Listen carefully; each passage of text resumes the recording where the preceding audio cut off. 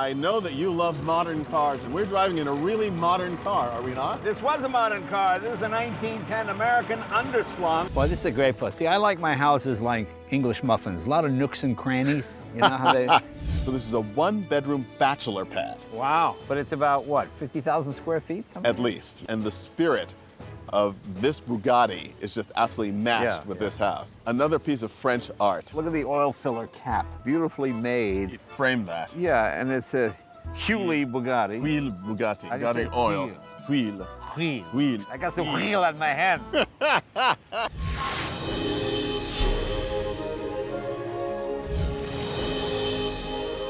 Like a perfect pairing of fine wine and sticky cheeses, get ready to watch Donald Osborne effortlessly pair three magnificent automobiles for one equally magnificent home. It's time for mansions and motor cars with Donald Osborne. Jay, I know that you love modern cars, and we're driving in a really modern car, are we not? This was a modern car. This is a 1910 American underslung. Its appearance is what really grabs people. Those wheels are 40-inch wheels, and the idea was to set the car lower so it would handle better, which is kind of a moot point back in the day because there really weren't roads where handling was part of the issue. This is really just a chassis flipped upside down. It's very smooth for 1910. It almost feels like a steam car, it's so smooth. One of the other things that's just so interesting is the fact that not until the 1950s did you have a car with the hood lower than the fenders. Yeah, that's true, that's true. So Donald, where are we headed to today? Well, Jay, we're headed to a simply wonderful estate called Wildacre. And, as you'll see, all of today's selections will celebrate usable performance. Boy, this is a great place. See, I like my houses like English muffins. A lot of nooks and crannies. You know how they, you know what I'm saying? And this has all kinds of gables and nooks and crannies. It's really cool. It's an amazing house, Jay, and Wildacre is also very unusual for Newport because it was designed by a California architect. Irving Gill was based in San Diego, and this house actually has a lot of aspects of the Southern California bungalow style. It was built for Albert Olmsted, the half-brother of Frederick Law Olmsted, the great landscape architect, of course, who designed Central Park, among other things. The house is shaped to match the shape of the cove. Right. There are gardens on either side, and it's very, very private, very, very quiet, very much like our 1910 underslung, a car that's very modern for its day. This is a house that was very modern for its time in 1902. Really something. Very nice, very nice. Now, thinking about design and the purity of design and what it means, the next car we have is this 1968 Ferrari 330 GTC. Ferrari introduced the 275 GTC in 1966. It was a more conservative alternative to the 275 GTB, Right. the very sporting two-seater Ferrari. And it's interesting because this is the first Ferrari that was really designed as a two-seater for the gentleman's express market as opposed to the 2+2s. I mean, all Ferraris up to this point were kind of race cars for the road. This was a road car with sort of race car pedigree. And it's also quite interesting, this one, the 330, the 4-liter version of the car, was in direct response to Lamborghini. Lamborghini had come out with the 350 Right. GT and then the 400 GT, and to compete with the 4-liter engine in the Lamborghini, Ferrari had to increase the size of the engine, and the 330s are amazing performers. It's funny how the engine looks so simple now, but back in the day it seemed so incredibly complex, you know? It's amazing. Just a beautiful, beautiful automobile. The definition of effortless elegance performance. Yeah, yeah, very nice. And speaking of performance, let's go to our third car here. Now this is a 1989 Nissan Skyline, is that correct? It is a GTR. GTR. And this is, of course, the car that led to the GTR we all think of today that literally, I think, changed the whole image. It's very interesting, Jay, that Nissan, for whatever reason, stepped away from performance in the United States as a part of their image, Right. while pursuing it quite continuously in Japan, in their home market. And these cars were absolutely unbeatable. The technology that they incorporated was also quite advanced. When you think about the level of performance that they got out of a 2.6-liter engine, 276 horsepower, but prodigious torque and amazing handling. And Japan has built some remarkable performance cars, including this Skyline, but the speed limits in Japan are quite low and Right. strictly enforced. Right. So enjoying a car like this must have been rather frustrating for the enthusiast when new, and actually may prove a bit frustrating for you as we go out for a drive here around Newport. Well, let's give it a shot. All right.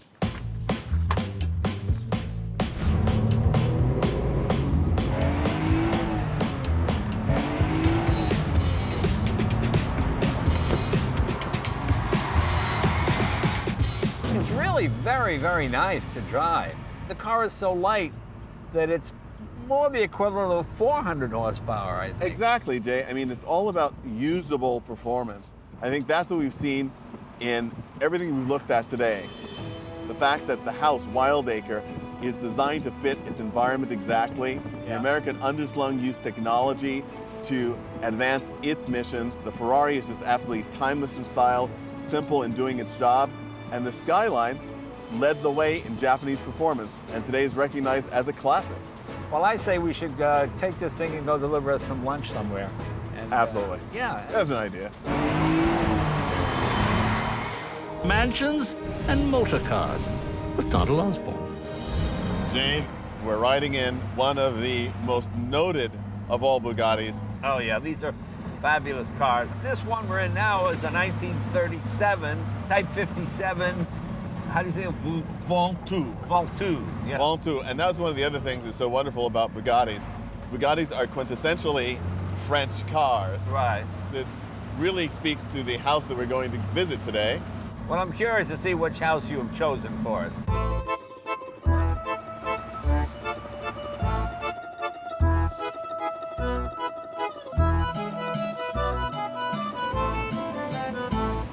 So Jay, here we are at Belcourt Castle.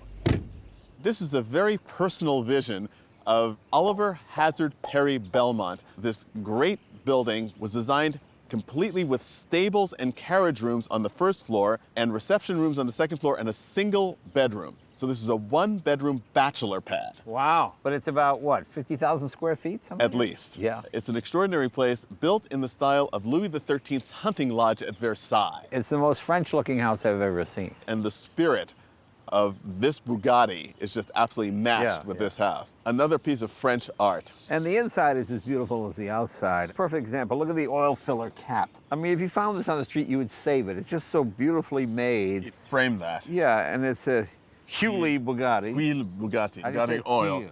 Wheel. Wheel. Wheel. I got some wheel on my hand. My hands are all You wheely don't now. want wheel on your wheels. But I mean, the whole car is built like this. Everything is just styled, and that's what I love about them. Speaking of French style, there's nothing like a wonderful 1956 Renault 4 chevaux, or 4CV. This is the first car I ever drove. When we were 12, we found one of these in a field, and we got it running. Every day after school, we go back and we just drive through the field, and we tipped it over once by mistake, and it was just a lot of fun. This is a great little car, so I have an affection for these. These Renaults were extremely popular in the United States as they were in France as well, and they show the same attention to style and detail that some of the Bugattis show. And there's nice little styling cues. Beautiful little car. Yeah, it's a really, really neat piece. And then, of course, we have another Bugatti. Ah, well, this is an impressive automobile. Indeed, a 2013 Veyron, a special edition called Le Ciel Californien, the California Sky. Right. The Bugatti Veyron was a legendary model. And it's funny because I think it is the heaviest supercar or hypercar ever built. These are about 4,200 pounds. So you need those Yeah. quad turbos. And you have, what, 10 radiators in it, I believe? This W16 generates a lot of heat, like a race car. It's an amazing engineering feat to get this much power. And so if you really want to experience what true, smooth French power is like on the road, Yeah. let's go for a ride. Cool, let's do it. Let's get No, actually, we're going to go for a ride in the Renault. Come on.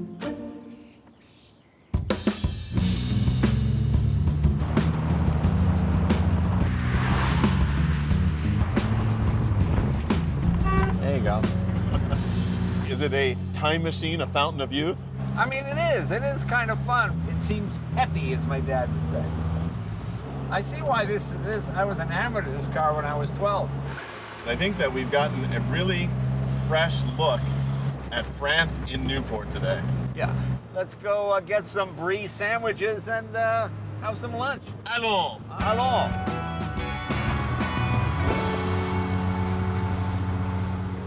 Mansions and motor cars with Donald Osborne. Today's pairing is all about dreamers and their unique visions. This is a 1924 Isata Fushini Type 8A. It had at the time the most powerful straight-eight engine developed. It was 160 horsepower, 7.3 liter. Very sophisticated. And this also happens to be the earliest surviving Isotta 8A in existence. Oh, is that right? Yes. Okay.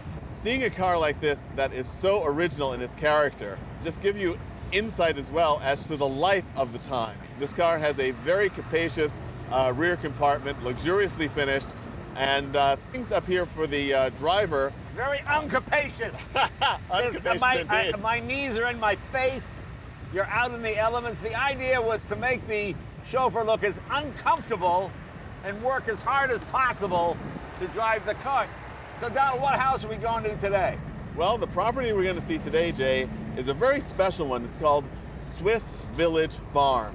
Okay. And it's got a remarkable history. It's a fascinating mixture of America and Europe together. All right. Just like this is Otto Fraschini and the market it found in America. Another Donald tenuous connection. Ah!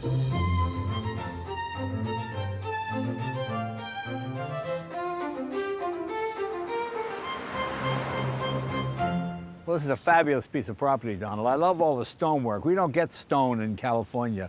They don't build them out of stone because of the earthquake, so it's fun to see this. This is a property which is quite interesting because it isn't exactly what it seems to be. It was built for Commodore Arthur James and his wife Harriet by the architects Atterbury and Phelps to resemble a Swiss village. And this is an amazing place because it's been created, all built in 1916, but it looks like a village that slowly grew building by building. At its height, around the time of World War I, employed 100 people here, and today this farm still works as an active place to do very pioneering work in saving endangered species in animals and plants. Well, very good. Now, I see over there a tucker. I'm trying to figure out how the tucker would play into today's theme. You can't see it, Jay? You're gonna have to show me. Let's go It's take a look. obvious.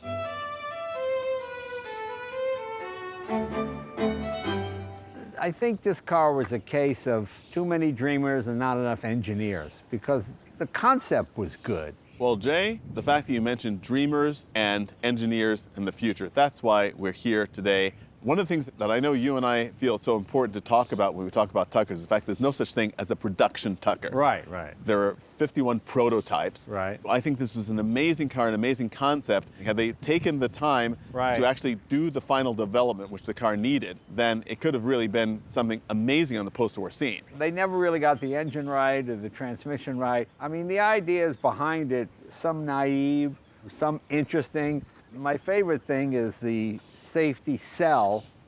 On the passenger side, there's a huge well. The idea is if you think you're going to crash, as a passenger, you would dive into this, you would roll that, and the car would crash around you. You know how I feel about design. Think about this, in 1948, this design is absolutely amazing to see on the road, considering what was being offered. But when you see the light passing across this shape, is astonishing. And the guiding forces were their own worst enemies. The next car we're going to look at, however, is the case of a guiding force being the entire purpose and success of a car company. Let's take a look.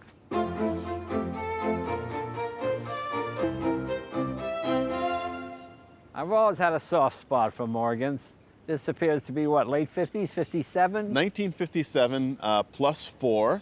One of the great things, of course, about a Morgan is the fact that they bring you back to a time of much more direct motoring, typically pre-war motoring. This is a 1957, but it's got the feel of a 1930s sports car. And again, much like the place where we are here at the SVF Foundation, it's not exactly what it seems. It looks like an antique car, but in 1957, it was a thoroughly modern car to drive. This is the most vintage brand new car you could buy. And this was considered an old-fashioned car even back in 57. Absolutely, but it gave you that style, but it still gave you the confidence to drive on modern Right. roads. But this one is really beautiful. Let's take it for a ride. Absolutely. People were much smaller back in the 50s.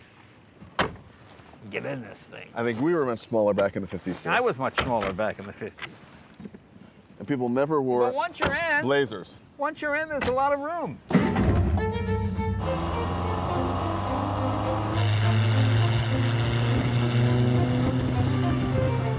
Well, this is a perfect car to end this segment in because I can drop you off and go drive and have some fun. I think that this absolutely epitomizes the entire idea of the SVF property, the fact that it's something that looks old, but actually is modern. Yeah, kind of like us.